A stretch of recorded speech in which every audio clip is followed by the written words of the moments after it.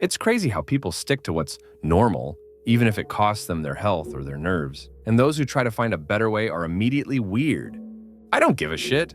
Today I'm going to show you 7 of my weirdest, but really functional tricks to improve your life. You're going to be weird, but better be weird than normal. 1.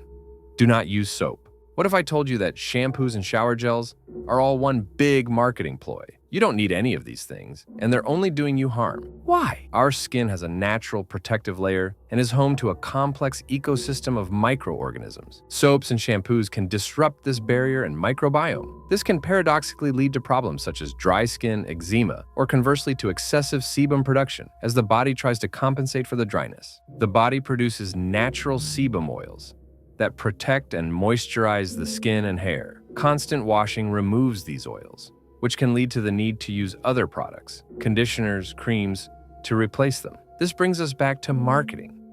Your body is in imbalance, so they can sell you more products that are supposedly supposed to fix those deficiencies.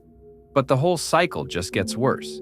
Another big advantage is that you save money. My main concerns were that I wouldn't smell and my hair wouldn't look greasy. It may not be ideal at the beginning of the first week or two, but once your body gets back into balance. I haven't noticed any odor, nor have my family members who I let sniff me regularly. All for the sake of science, of course. My hair is extremely beautiful, holds its shape, and most importantly, looks even more natural than before the test. The other concern I had was smell. It smells like hair. I love it, and I can't imagine myself ever going back. Of course, if you're from oil or some greasy, dirty stuff, you probably won't wash this off completely with water. But the key is to minimize the shower gel and shampoo to as little as possible. 2. Sleeping on the floor. It may sound crazy to you as it did to me, but after my test month of sleeping on the floor with thin sleeping mat, beds now seem like the biggest scam to me. Everywhere I go, I basically sleep on the floor. Mattress forces your body into an unnatural position. It can misalign your spine and back. This can lead to back and joint pain, and consequently, leave you feeling sleep deprived. Probably the biggest myth and my fear was that it would be uncomfortable and hard. Yes, for the first few days, maybe so. But the opposite is true. The ground has become much more comfortable than the bed itself. Not to mention how my back pain has gone. Every morning I feel fresh and well rested. I don't plan on going back, ever. Also unlock the passive attribute. You can sleep whenever you want. 3. Doing nothing. Seriously, when was the last time you just sat down and intentionally did nothing for at least 5 minutes? It may sound like a waste of time, but paradoxically, it has several psychological and physiological benefits, especially in today's fast-paced and overstimulated world. When you let your brain wander, the best ideas and problem-solving come.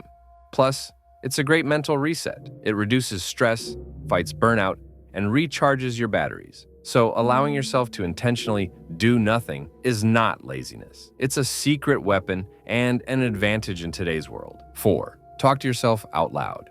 Verbalizing a problem, a plan, or even just a to-do list helps you organize your thoughts, remember things better, and uncover gaps in your logic. When you're stuck on a problem, seriously argue with yourself. It can free up your thinking, show you new perspectives, or make you laugh and relieve stress. Also, one of the techniques is that you can imagine having a conversation with some smart persons, successful, or your role model, how they advise and help you in a given matter or situation. It works. So be weird, man.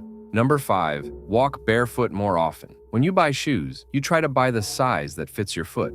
Of course, but does it really fit your whole foot? The fact that there is space in front of the big toe is definitely the alpha and omega of the entire shoe industry. But the fact that in my case, my little toe has been pushing the shoe for several years to the point of being insanely deformed is probably secondary. It didn't bother me before. Also, why? Nice shoes, and I felt no pressure or any sign of deformation. They were good to walk in and looks good, of course. It was a feeling or maybe a hint of a deformation when I thought, hey, is my pinky finger somehow fucked up? What the fuck is wrong with him? My little finger is pressed like a sardine on my ring finger. Not only is it at an angle, but the whole bone seems to be pointing in a completely different direction than it should. From observing my leg, I concluded that it must be seriously affecting my balance, and most importantly, it doesn't look healthy at all. Even if you don't have symptoms, time will tell you like me. You have no idea how many things are connected to your feet. I don't want to talk about it here too much, because it can definitely be a whole other video. Just go more barefoot. The sooner you start, the better. The connections with nature when you walk through the forest, grass, stones, and uneven terrain is absolutely priceless. In the city, I strongly do not recommend it, only for the experienced or the brave warriors. Another option is to buy barefoot shoes. All right, they won't look like Air Maxes, but today there are tons of brands and styles out there. They might not be banger boots either, nope, but this is all about your health. No flex. I even found a steel toe barefoot for work. As soon as they arrive, I'm saying goodbye to my last normless shoes, and I'm never going back. 6. Skip breakfast. Breakfast is for normal people. Breakfast! It is unnecessary and unnecessary. Be careful. I am not saying eat a few calories. I am saying you don't have to eat 5 meals. You only need to eat 2 foods, more precisely 2 times closest to each other, when you fill yourself with the necessary amount of calories. It is called fasting. There will be no eating. The basis is to have a 16-hour window without food.